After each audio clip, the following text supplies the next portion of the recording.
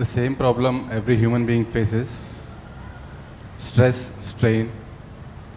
Why?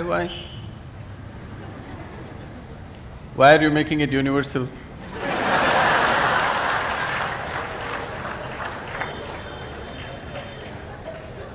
You are assuming that. Okay, you are stressed and strained and what?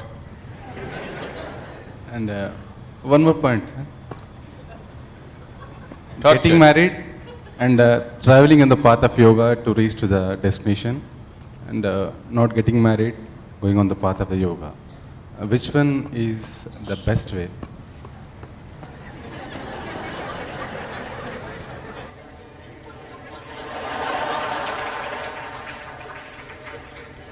So he has named his wife and children as stress, strain, torture.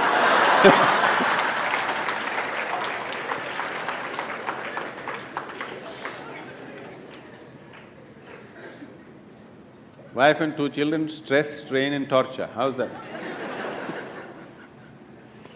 I don't want you to travel on the path of yoga. Whatever goddamn path you're traveling on, take yoga with you.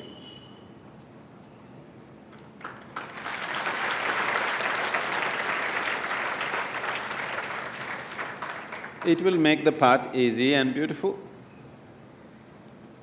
Whether you go north or south, if it is dark, you take a torch, isn't it?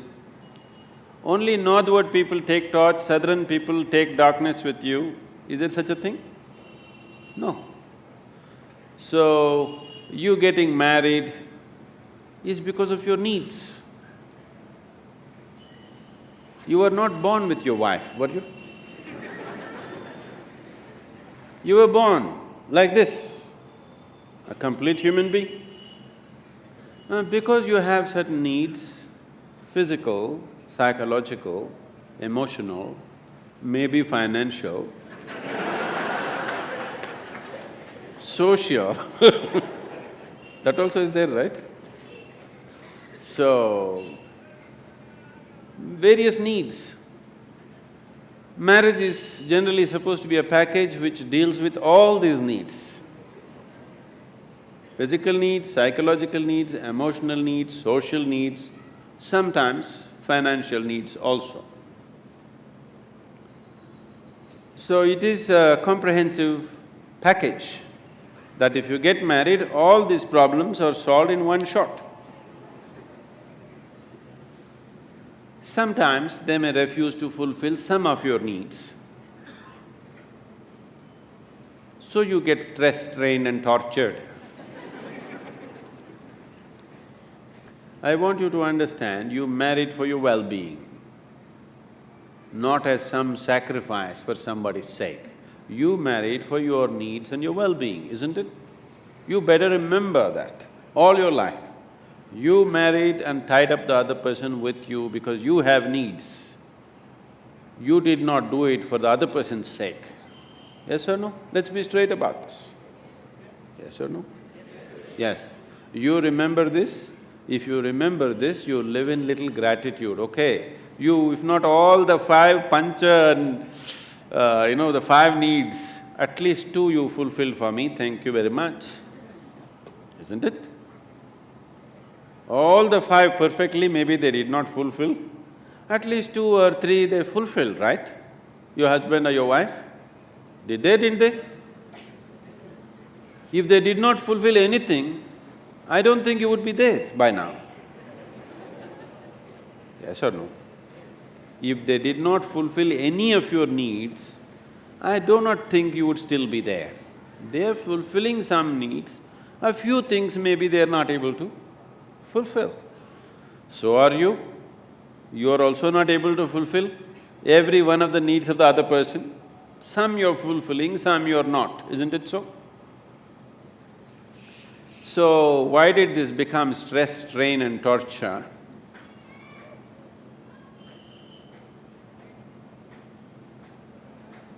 Whichever way you have made it, till now, it doesn't matter. If you're willing, in 3 days' time, it doesn't matter how bad your situation is, in 3 days' time, you can bring it to a semblance of peace. If not love, if not ecstasy, at least you can bring it to a peaceful state in 3 days' time if you are willing, 100%. Yes or no? At least you can shut up. Simply, whatever happens. Peace will happen. And maybe they will love it.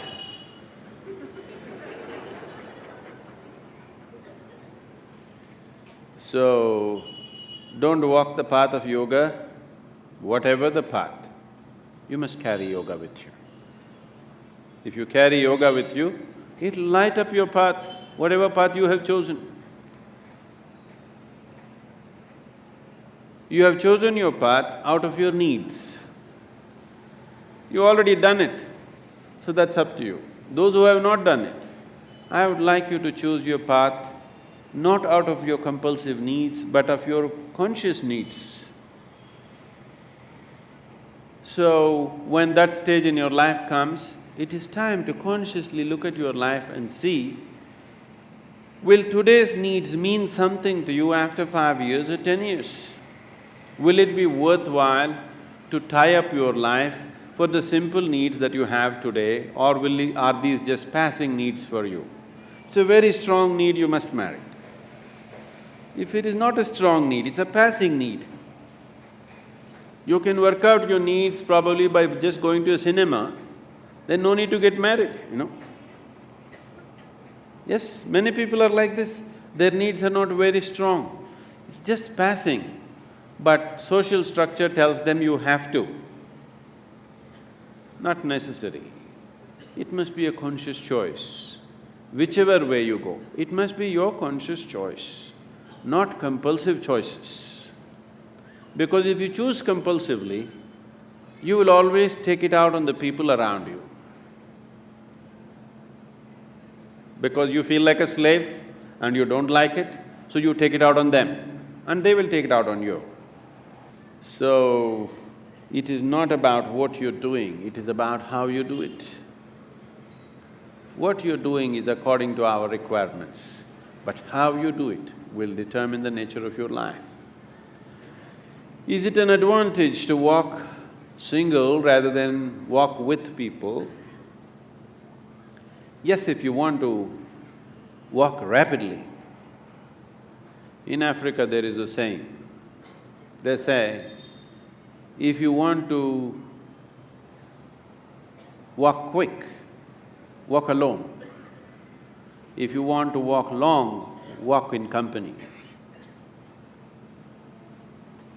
If you're making a long distance journey, it's better to have company. If you are walking a short distance and very quick you want to walk, it's best to go alone, isn't it? Gautama said another thing. When somebody asked him the same question, he said, "It is better to walk alone than to walk with a fool." Because by looking at you, he is very clear, who else will marry you?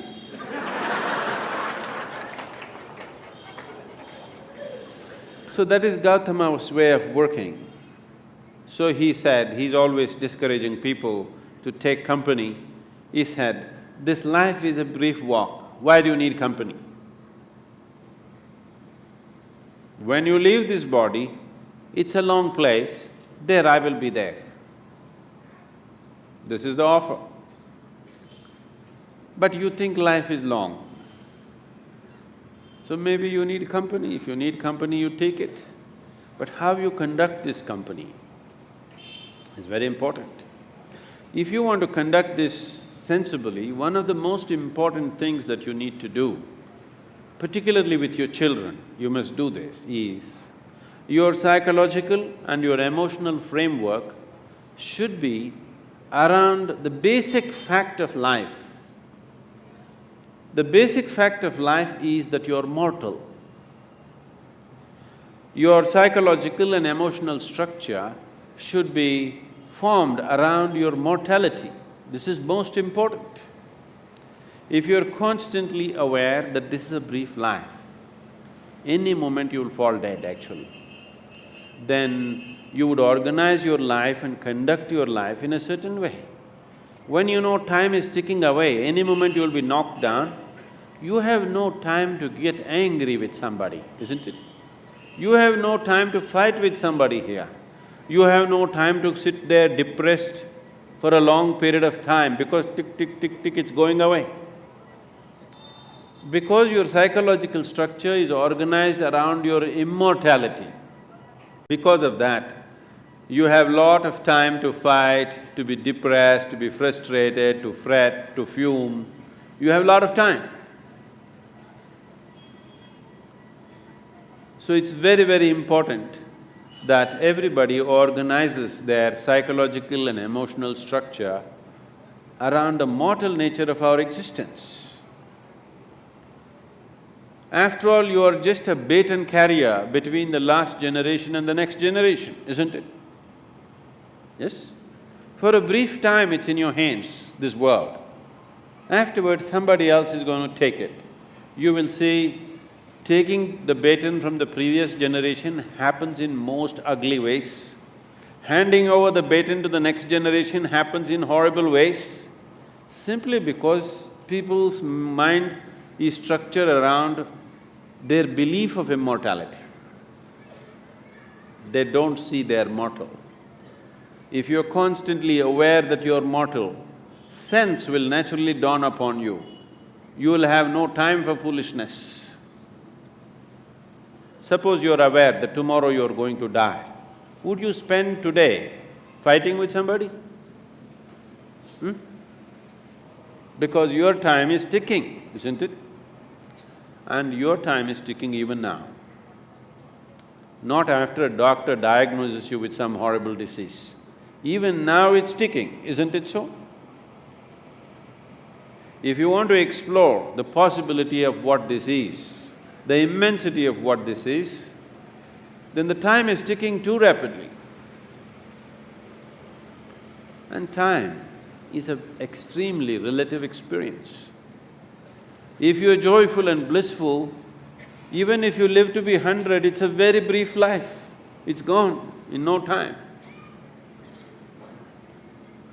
So, in this brief life, where do you get time for stress, strain and torture? I don't know. Where you get time? This is simply because you think you're immortal. This is the biggest mistake you have done. It is just a brief journey.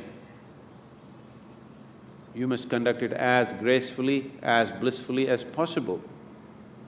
If you do not know the cosmos, at least you must know this piece of life before you fall dead.